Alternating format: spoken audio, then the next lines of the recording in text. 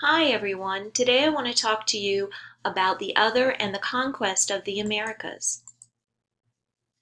So, the discovery of America. Todorov, one of your reading assignments, I believe it's the one after the Brooks assignment, starts off with a discussion of what the other is.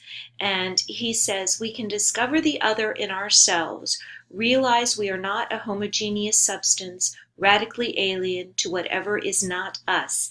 As Rimbaud says, je suis un autre.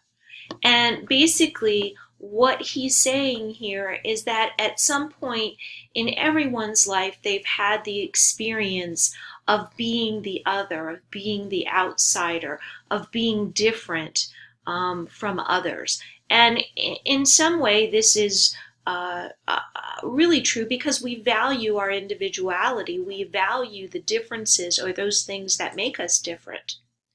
So what is the other? I love this picture. It reminds me of E.T., um, which really dates me, I know, but that's what it reminds me of, and I think it's funny. So what is the other? The other is someone outside of yourself, or so, for example, you are students, I'm the instructor, so I'm the other from you.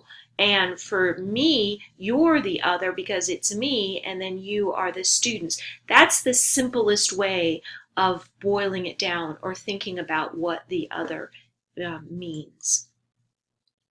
Todorov defines the other as an instance of any individual's psychic configuration as the other in relation to myself, to me, or else as a specific social group to which we do not belong. So anything that we are outside of is an other.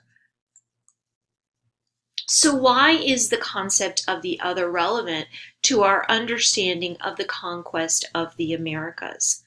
According to Todorov, the discovery of the America, or of the Americas, is certainly the most astonishing encounter in our history. We do not have a sense of radical difference in the discovery of other continents and other peoples.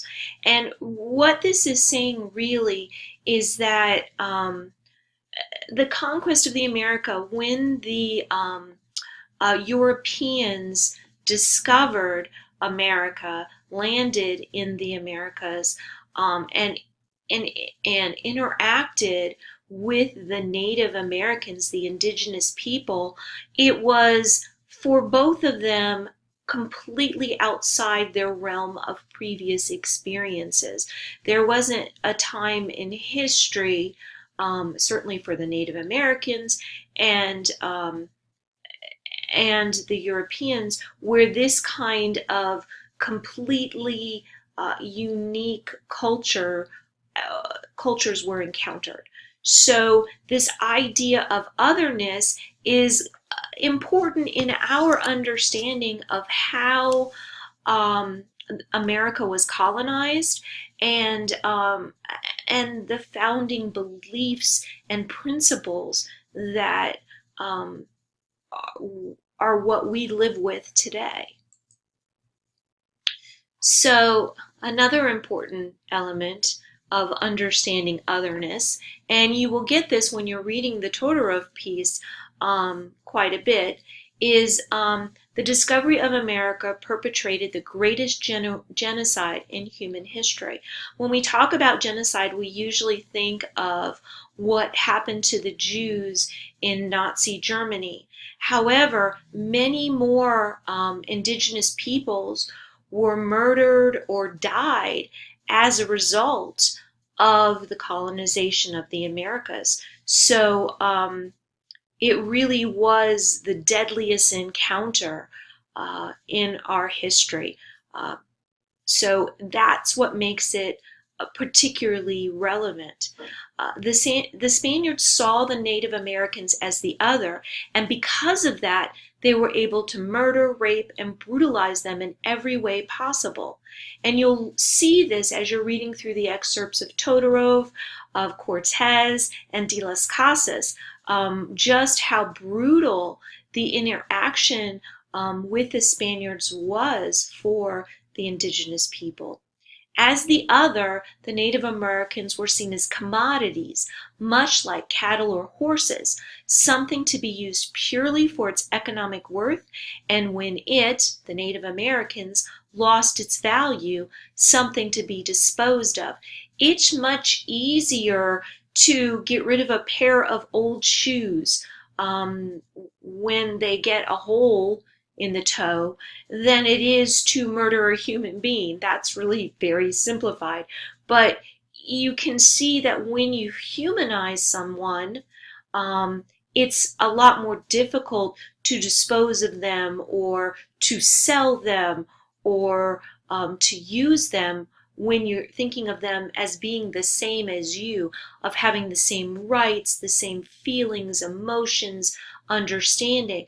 But when you make something the other, when you make it a person, an old shoe, then it's easy to get rid of them. It's easy to say, well, their time has passed, they're no longer useful, I need to get a new pair of shoes. So I know it's a silly analogy, but I think you can get what I'm saying here is by making someone the other, you can use them in ways that if they were human or if you thought of them as the same as you wouldn't do. So next I want to shift a little bit to Columbus and his search for gold. Columbus was who we traditionally think of as having discovered the Americas. However, from reading Todorov and hopefully from your high school and middle school history classes, you've learned that it wasn't Columbus who actually discovered America. Historical myth tells us Columbus set out on his exploration to find gold. However, according to Todorov, there was a lot more to Columbus's exploration than simply greed. Gold is too human of a value to interest Columbus to any real degree, and we must believe him when he writes in the Journal of the Third Voyage, "Our Lord knows well that I do not bear these sufferings to enrich myself, for certainly I know that everything in this age is vain except what is done for the honor and service of God." And so Todorov is making it seem like Columbus, or is interpreting, I'll say, Columbus's journal writings to say that he is on his journeys, on his exploration, not to find gold because that's not honorable. It's vain. Instead, he is looking to proselytize and to make Christianity grow, which is what the king wanted him to do. And so that's what he's making it sound like he's doing. And to a certain extent, there's a lot of evidence that shows that Columbus, at least in his writings, his journals, comes across as an extremely pious person.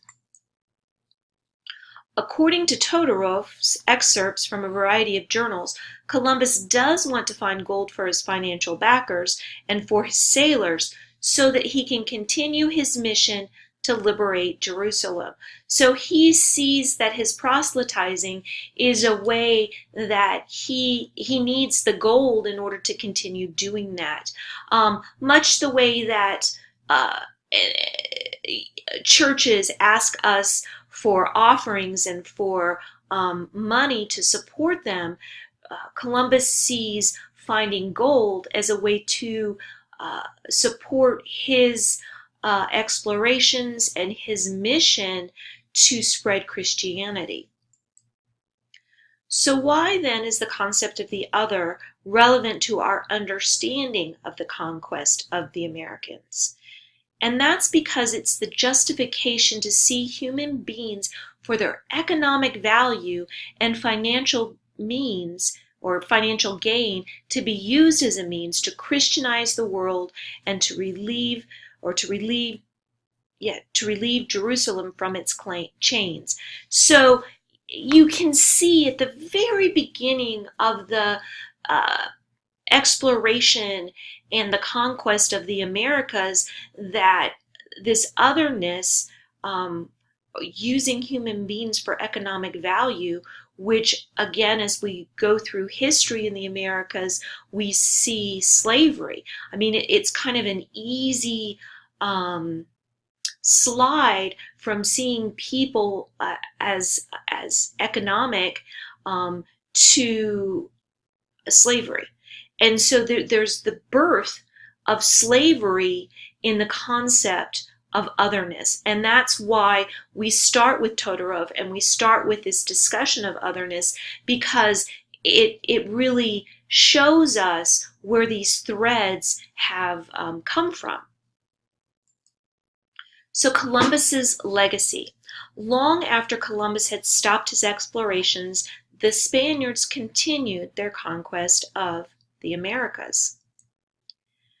And then we look at Cortez. Cortez is a lesson in economics. He, again, emphasizes the economic usefulness or value of the Aztecs. And Todorov writes that while the Aztecs provoke the Spaniards' admiration, they still believe that the Aztec culture is unworthy to exist because it is lesser than their culture. And in reality, it isn't lesser than their culture. It's quite complex. It's quite elaborate, but it's different.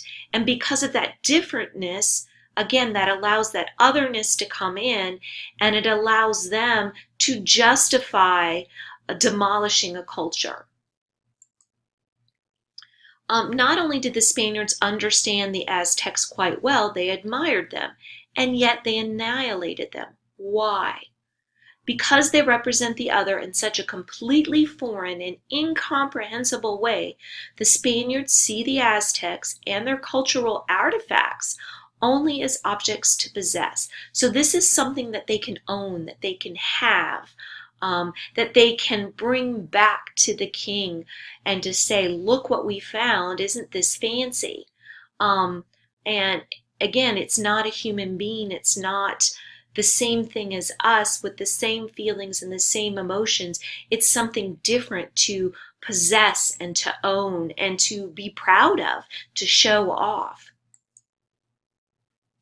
And again, the reason why I focus so much on otherness and the economic worth of the indigenous peoples of the Americas is because you can see how money and Christianity, economics and Christianity are present at the very conception of American identity, of the very birth of the Americas. We have these key concepts impacting our identity and who we are.